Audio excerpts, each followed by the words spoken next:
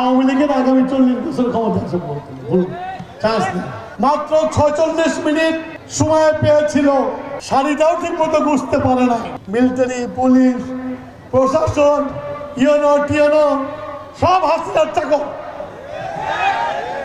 কিন্তু জনগণের চাপে আল্লাহর হুকুমে মাত্র 46 মিনিট সময় পেয়েছিল। আল্লাহ কনসেশন করছিল, মাত্র 46 মিনিট সময় পেয়েছিল, শাড়িটাও ঠিক মতো বুঝতে পারে না।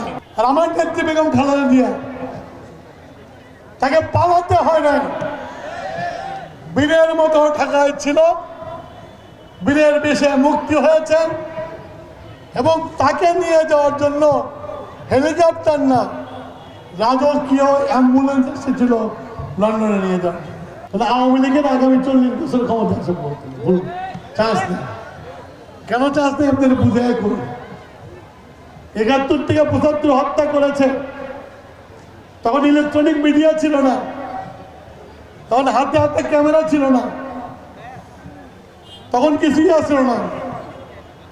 সেদিন সিরাজগঞ্জের মানুষ হত্যা, সারা দেশের মানুষ হত্যা তারা ভুলিয়ে দিতে পেরেছিল, কিন্তু মাত্র 5 দিনে শেখ হাসিনা যে 1500 লোককে হত্যা করেছে, শিশুকে পর্যন্ত হত্যা করেছে, এটা মুছে ফেলবে কোথা থেকে?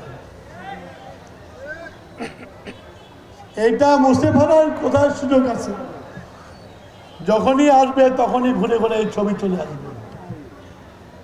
আর প্রত্যেকের ফেসবুক আছে, দেখবেন। সুতরাং আওয়ামী লীগে আগামী 40 বছরও ক্ষমতায় আসার সুযোগ নাই। এখন যদি আপনারা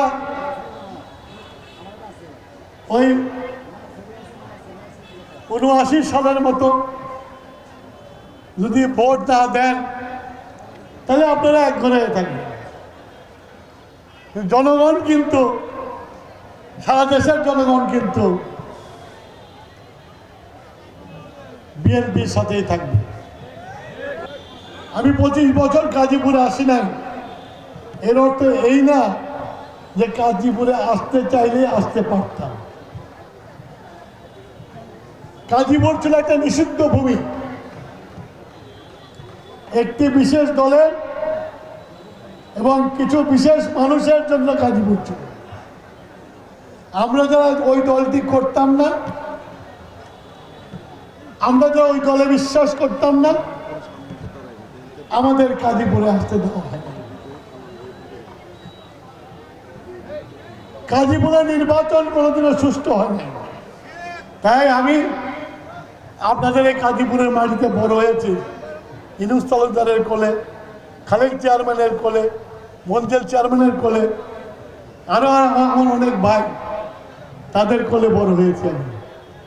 তাই আপনাদের সন্তান হিসাবে এটুকু আবেদন করে গেলাম, আর ভুল ধারণার মধ্যে থেকেন না।